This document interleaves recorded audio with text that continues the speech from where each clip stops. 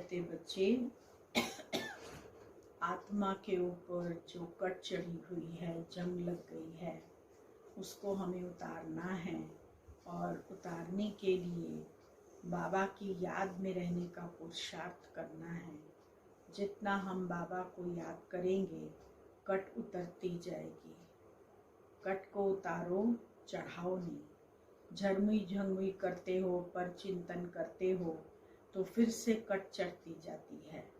जितना उतारते हो उतनी चढ़ती जाती है। तो बाबा कहते बच्चे, इस बात का टेंशन रखो कि हम उतारते हैं पर चढ़ाने का काम न करें। जितना बाबा की याद में मर्यादाओं के अनुसार चलेंगे, उतना ही हमारी जो पिन है, जो आत्मा है, उससे जंग उतरती जाएगी और हम सतो प्रधान बनते जाएंगे। 30 तारीख की वाणी है।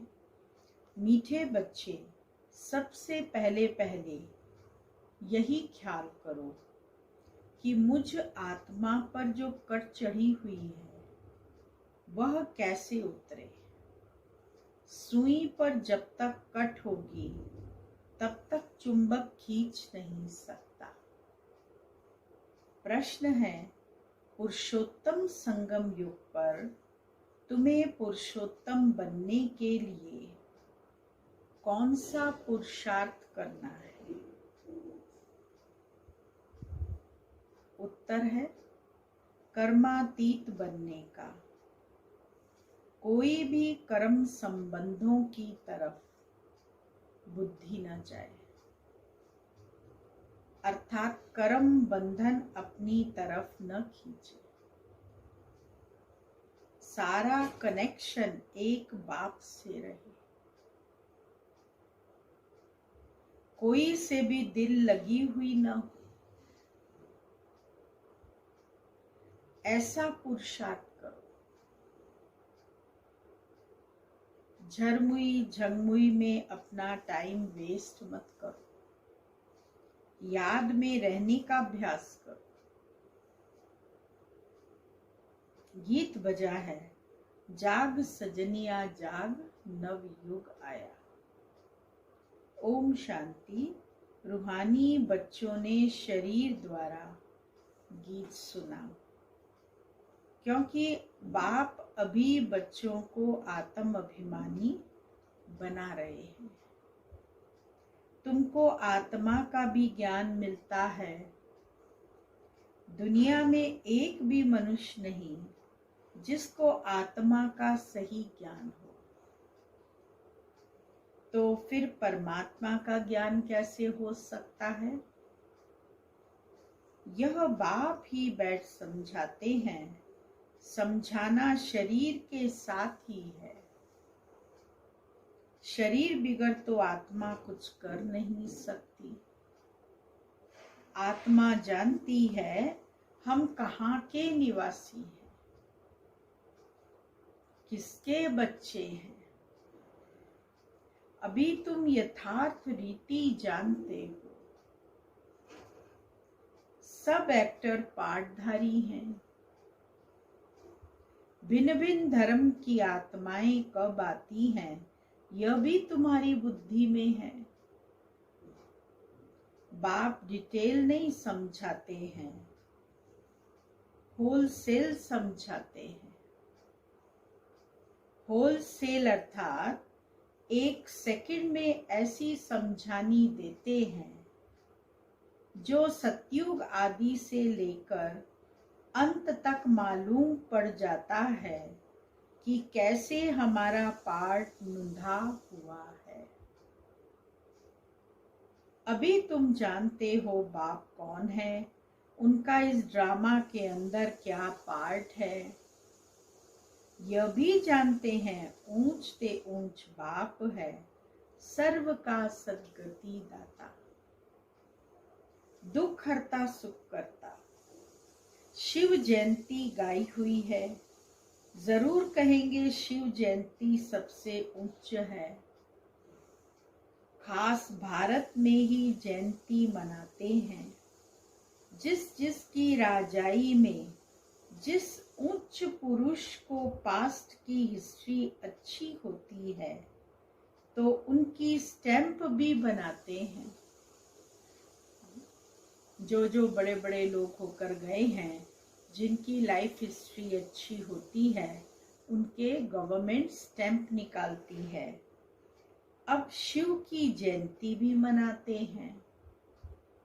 समझाना चाहिए सबसे उच्च जयंती किसकी हुई, किसकी स्टैंप बनानी चाहिए। कोई साधु संत अथवा सिखों का, मुसलमानों का व अंग्रेजों का कोई फिलॉसफर अच्छा होगा तो उनकी स्टैंप बनाते रहते हैं। जैसे राणा प्रताप आदि की भी बनाते हैं। अब वास्तव में स्टैंप होनी चाहिए बाप की, जो सबका सद्गति दाता है। इस समय बाप न आए तो सद्गति कैसे हो,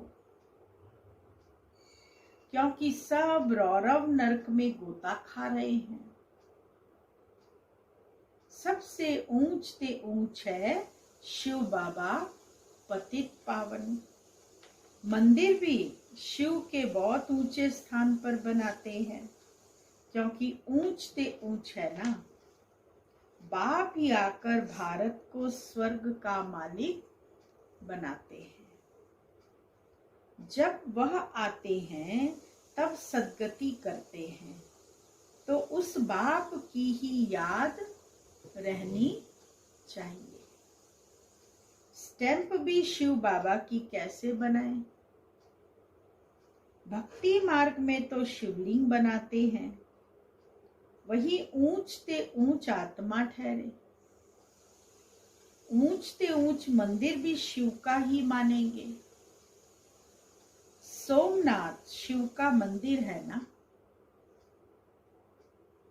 भारतवासी तमो प्रधान होने के कारण यह भी नहीं जानते कि शिव कौन है, जिसकी पूजा करते हैं उसका ऑक्यूपेशन तो जानते नहीं। राणा प्रताप ने भी लड़ाई की, वह तो हिंसा हो गई। इस समय तो सब हैं डबल हिंसक। विकार में जाना, काम कटारी चलाना, यह भी हिंसा है ना।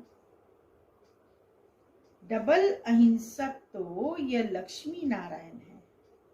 मनुष्यों को जब पूरा ज्ञान हो तब अर्थ सहित स्टैंप निकले। सतयुग में स्टैंप निकलती ही इन लक्ष्मी नारायण की है। शिव बाबा का ज्ञान तो वहां रहता नहीं, तो जरूर ऊंच ते ऊंच लक्ष्मी नारायण की ही स्टैंप लगती होगी। अभी भी भारत का वह स्टैंप होना चाहिए। ऊंच ते ऊंच है त्रिमूर्ति शिव। वह तो अविनाशी रहना चाहिए, क्योंकि भारत को अविनाशी राजगद्दी देते हैं। परम पिता परमात्मा ही भारत को स्वर्ग बनाते हैं। तुम्हारे में भी बहुत हैं जो ये भूल जाते हैं कि बाबा हमको स्वर्ग का मालिक बनाते हैं। यह माया भुला देती है। बाप को न जानने के कारण भारतवासी कितनी भूले करते आए हैं। शिव बाबा क्या करते हैं यह किसको भी पता नहीं है। शिव जयंती का भी अर्थ नहीं समझते।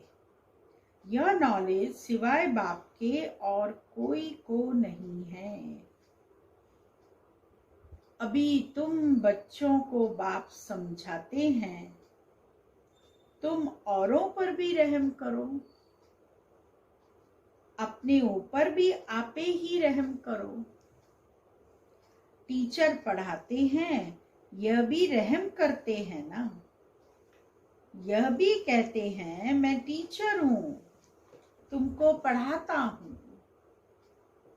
वास्तव में इनका नाम पाठशाला भी नहीं कहेंगे, यह तो बहुत बड़ी यूनिवर्सिटी है। बाकी तो सब है झूठे नाम। यह कोई सारे यूनिवर्स के लिए कॉलेज तो है नहीं, तो यूनिवर्सिटी है ही एक बाप की, जो सारे विश्व की सद्गति करते हैं। वास्तव में यूनिवर्सिटी यह एक ही है। इन द्वारा ही सब मुक्ति जीवन मुक्ति में जाते हैं, अर्थात शांति और सुख को प्राप्त करते हैं। यूनिवर्स तो यह हुआ ना, इसीलिए बाबा कहते हैं डरो मत, यह तो समझाने की बात है। ऐसे भी होता है, इमरजेंसी के टाइम में कोई किसकी सुनते भी नहीं है। प्रजा का प्रजा पर राज्य चलता है, और किसी धर्म में शुरू से राजाई नहीं चलती।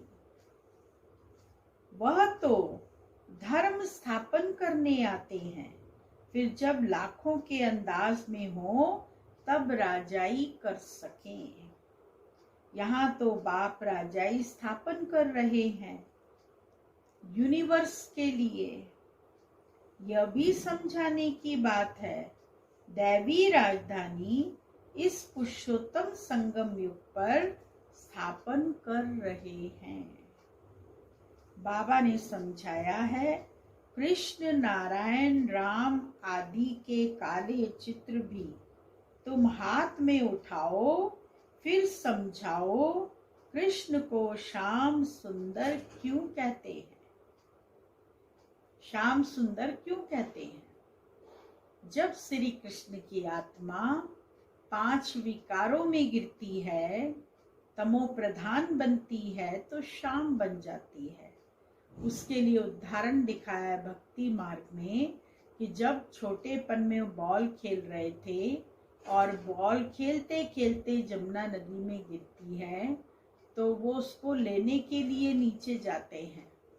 जब पानी में जाते हैं तो वहाँ नाग होता है, उसकी 5 मुख 5 स्त्रियां होती हैं।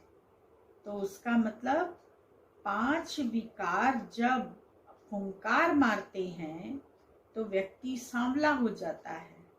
तो श्री कृष्ण भी जब बॉल लेने गए तो उसने फुंकारा कालिया देने, तो उन्होंने उसको वश में किया और तब उसके ऊपर डांस करते हुए दिखाया। अर्थात विकारों को वश में करके अपनी कर्मेंद्रियों पर जीत पाकर श्री कृष्ण ने डांस किया उस कालिया दे के ऊपर।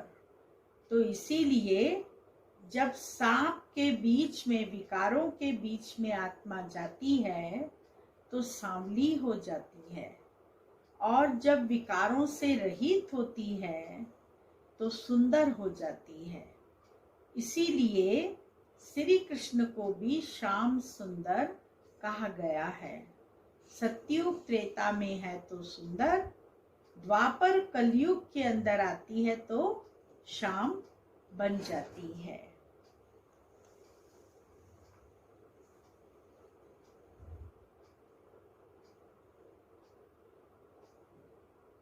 बाबा ने समझाया है, कृष्ण को श्याम सुंदर क्यों कहते हैं। सुंदर था, फिर श्याम कैसे बनते हैं। भारत ही एवन था, अब हेल है। हेल अर्थात काला, हेवन अर्थात गोरा। राम राज्य को दिन, रावण राज्य को रात कहा जाता है। तो तुम समझा सकते हो देवताओं को काला क्यों बनाया है। बाप बैठ समझाते हैं, तुम हो अभी पुरुषोत्तम संगम युग पर, वह नहीं है। तुम तो यहाँ बैठे हो ना, यहाँ तुम हो ही संगम युग पर। पुरुषोत्तम बनने का पुरुषार्थ कर रहे हो। विकारी पतित मनुष्यों से तुम्हारा कोई कनेक्शन ही नहीं है। हाँ, अभी कर्मातीत अवस्था नहीं हुई है, इसीलिए कर्म संबंधों से भी दिल लग जाती है। कर्मातीत बनना, उसके लिए चाहिए याद की यात्रा। बाप समझाते हैं, तुम आत्मा हो, तुम्हारा परमात्मा बाप के साथ कितना लव होना चाहिए। ओहो, बाबा हमको पढ़ाते हैं, वह उमंग कोई में रहता नहीं। माया घड़ी घड़ी दे अभिमान में ला देती है, जबकि समझते हो शिव बाबा हम आत्माओं से बातें कर रहे हैं, तो वह कशिश व खुशी रहनी चाहिए ना। जिस सुई पर जरा भी जंक नहीं होगी, वह चुंबक के आगे तुम रखेंगे तो फट से चटक जाएगी। थोड़ी सी कट होगी तो चटकेगी नहीं, कशिश नहीं होगी।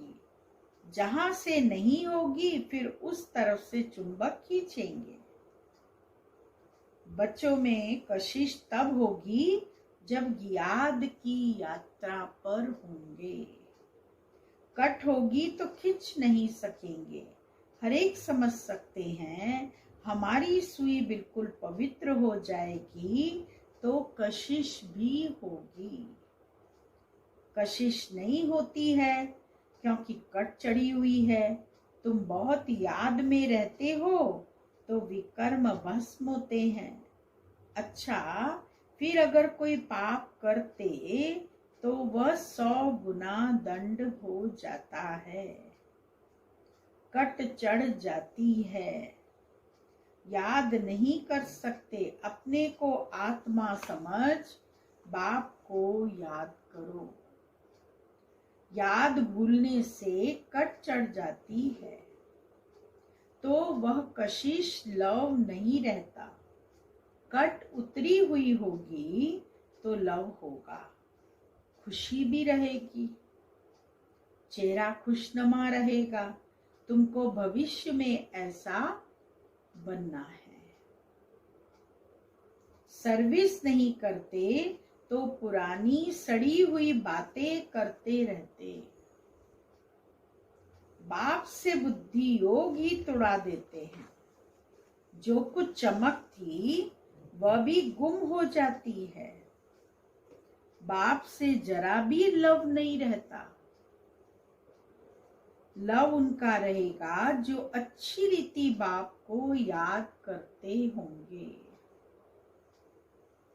बाप को भी उनसे कशिश होगी। यह बच्चा सर्विस भी अच्छी करता है और योग में भी रहता है, तो बाप का प्यार उन पर रहता है।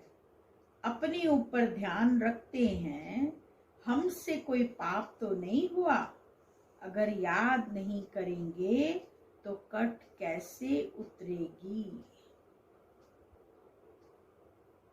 तो कट उतारनी है तो बाबा को प्यार से याद करना है। बाप कहते हैं चार्ट रखो तो कट उतर जाएगी। तमो प्रधान से सतो प्रधान बनना है तो कट उतरनी चाहिए। उतरती भी है फिर चढ़ती भी है। 100 गुना दंड पड़ जाता है। बाप को याद नहीं करते हैं तो कुछ न कुछ पाप कर लेते हैं। बाप कहते हैं कट उतरने बिगर तुम मेरे पास आ नहीं सकेंगे, नहीं तो फिर सजा खानी पड़ेगी। मोचरा भी मिलेगा, पद भी भ्रष्ट हो जाता है। बाकी बाप से वर्षा क्या मिला, ऐसा कर्म नहीं करना चाहिए जो और ही कट चढ़ जाए। पहले तो अपनी कट उतारने का ख्याल रखो। ख्याल नहीं करते हैं तो फिर बाप समझेंगे इनकी तकदीर में नहीं है। क्वालिफिकेशन चाहिए, अच्छे करेक्टर्स चाहिए। लक्ष्मी नारायण के करेक्टर तो गाए हुए हैं। इस समय के मनुष्य उन्हों के आगे अपना करेक्टर वर्णन करते हैं। शिव बाबा को जानते ही नहीं। सद्गति करने वाला तो वही है। सन्यासियों के पास जाते हैं, परंतु सर्व का सद्गति दाता है ही एक। बाप ही स्वर्ग की स्थापना करते हैं, फिर तो नीचे ही उतरना है। बाप के सिवाय कोई पावन बना न सके। मनुष्य गड्ढे के अंदर जाकर बैठते हैं, इससे तो गंगा में जाकर बैठे तो साफ हो जाए, क्योंकि पतित पावनी गंगा कहते हैं ना। मनुष्य शांति चाहते हैं तो वह जब घर जाएंगे तब पाठ पूरा होगा। हम आत्माओं का घर है ही निर्वाण धाम। यहाँ शांति कहाँ से आई? तपस्या करते हैं, वह भी कर्म करते हैं ना, करके शांत में बैठ जाएंगे। शिव बाबा को तो जानते ही नहीं। वह सब है भक्ति मार्ग। पुरुषोत्तम संगम युग एक ही है। जबकि बाप आते हैं, आत्मा स्वच्छ बन मुक्ति जीवन मुक्ति में चली जाती है। जो मेहनत करेंगे वह राज्य करेंगे। बाकी जो मेहनत नहीं करेंगे उनका क्या होगा? वो सजाएं खाएंगे। शुरू में साक्षात्कार कराया था सजाओं का, फिर पिछाड़ी में भी साक्षात्कार होगा। देखेंगे हम श्रीमत पर न चले तब यह हाल हुआ। बच्चों को कल्याणकारी बनना है, बाप और रचना का परिचय देना है। जैसे सुई को मिट्टी के तेल में डालने से कट उतर जाती है, वैसे बाप की याद में रहने से भी कट उतरती है। नहीं तो वह कशिश, वह लव बाप में नहीं रहता। लव सारा चला जाता है मित्र संबंधियों आदि में। मित्र संबंधियों के पास जाकर रहते हैं। कहाँ वह जंग खाया हुआ संग और कहाँ यह संग। जंग खाई हुई चीज के संग में उनको भी कट चढ़ जाएगी। कट उतारने के लिए ही बाप आते हैं। याद से ही पावन बनेंगे। आधा कल्प से बड़ी जोर से कट चढ़ी हुई है।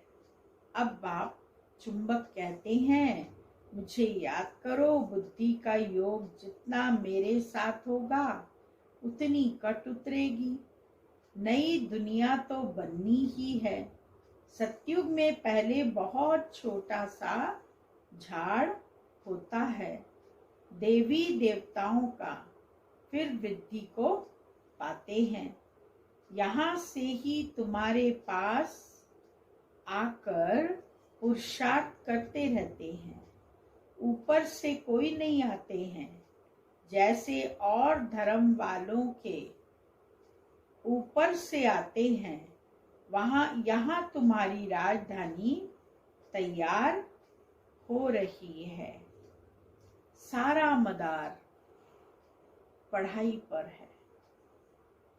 बाप की श्रीमत पर चलने पर और बुद्धि योग बाहर जाता रहता है तो भी कट लग जाती है। यहाँ आते हैं तो सब हिसाब किताब चुकतू कर, जीते जी सब कुछ खत्म करके आते हैं। सन्यासी भी सन्यास करते हैं तो भी कितने समय तक सब याद आता रहता है। तुम बच्चे जानते हो, अभी हमको सत्य का संग मिलता है, हम अपने बाप की ही याद में रहते हैं। मित्र संबंधियों आदि को जानते तो है ना, गृहस्थ व्यवहार में रहते, कर्म करते, बाप को याद करते हैं। पवित्र बनना है, औरों को भी सिखाना है, फिर तकदीर में होगा तो चल पड़ेंगे। ब्राह्मण कुल का ही नहीं होगा तो देवता कुल में कैसे जाएगा। बहुत सहज पॉइंट दी जाती है तो झट किसकी बुद्धि में बैठ जाए। विनाश काले विपरीत बुद्धि वाला चित्र भी क्लियर है। अब वह सावरेंटी तो है नहीं, दैवी सावरेंटी थी जिसको स्वर्ग कहा जाता। अभी तो पंचायती राज्य है, समझाने में कोई हर्जा नहीं, परंतु कट निकली हुई हो तो कोई को तीर लगेगी। पहले कट निकालने की कोशिश करो।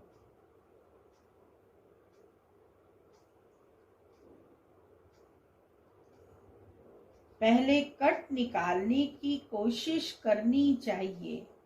अपना करेक्टर देखना है। रात दिन हम क्या करते हैं। किचन में भी भोजन बनाते, रोटी पकाते, जितना हो सके याद में रहो। घूमने जाते हो तो भी याद में। बाप सबकी अवस्था को तो जानते हैं ना। झरमुई झंगमुई करते हैं तो फिर कट और ही चढ़ जाती है, पर चिंतन की कोई बात नहीं सुनो। अच्छा, मीठे मीठे सिकिलदे बच्चों प्रति माता पिता बाप दादा का याद प्यार और गुड मॉर्निंग। रूहानी बाप की रूहानी बच्चों को नमस्ते। धारणा के लिए मुख्य सार है। पहला पॉइंट, जैसे बाप टीचर रूप में पढ़ाकर सब पर रहम करते हैं, ऐसे अपने आप पर और औरों पर भी रहम करना है। पढ़ाई और श्रीमत पर पूरा ध्यान देना है। अपने करेक्टर सुधारने हैं। दूसरा पॉइंट है,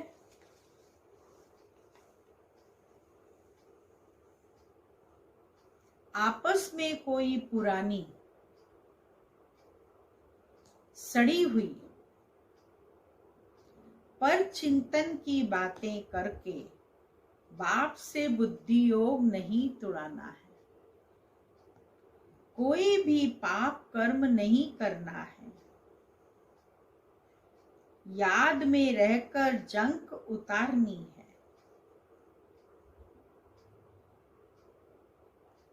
अगर ज्ञान की बातें नहीं करते हैं, 3-4 जने आपस में बैठ जाते हैं तो फिर क्या करेंगे।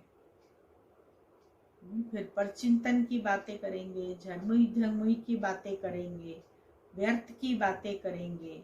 फिर उन बातों से कोई उन्नति की प्राप्ति नहीं होती और ही गिरती कला में हम जाते रहते। इसीलिए बाबा कहते कि याद में रहो बाबा की और साथ साथ परचिंतन की बातें नहीं करो। किसी का भी बुद्धि योग बाबा से नहीं तोड़ाओ।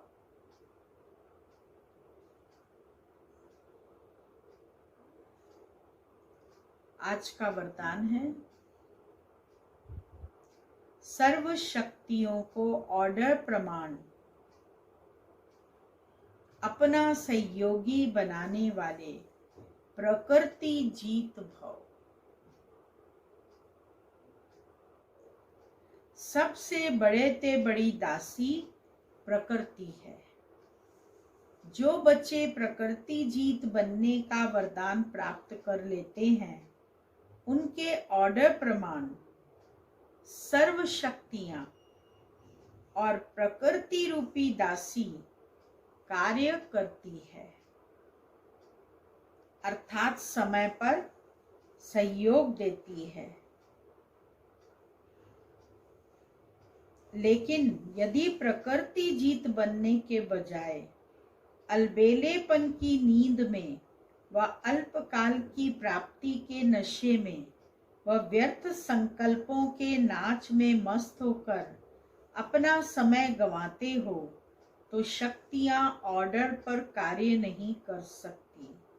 इसीलिए चेक करो कि पहले मुख्य संकल्प शक्ति, निर्णय शक्ति और संस्कार की शक्ति तीनों ही ऑर्डर में हैं।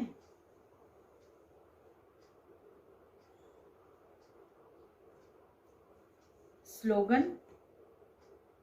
बाप दादा के गुण गाते रहो तो स्वयं भी गुणमूर्त बन जाएंगे। ओम शांति। आज का स्वमान है,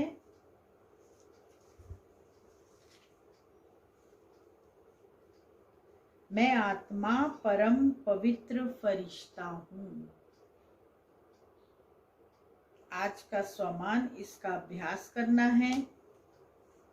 परम पवित्र फरिश्ते रूप की स्थिति में स्थित रहने का अभ्यास, और साथ साथ संकल्प भी हमारे उसी अनुसार चलें और योग भी हमारा इसी स्वरूप में स्थित होकर के हम करें। जितना हमारा स्वरूप ये होगा, उतना बाबा हमको पवित्र स्वरूप बनाकर फरिश्तों की दुनिया में ले जाएगा। ओम शांति।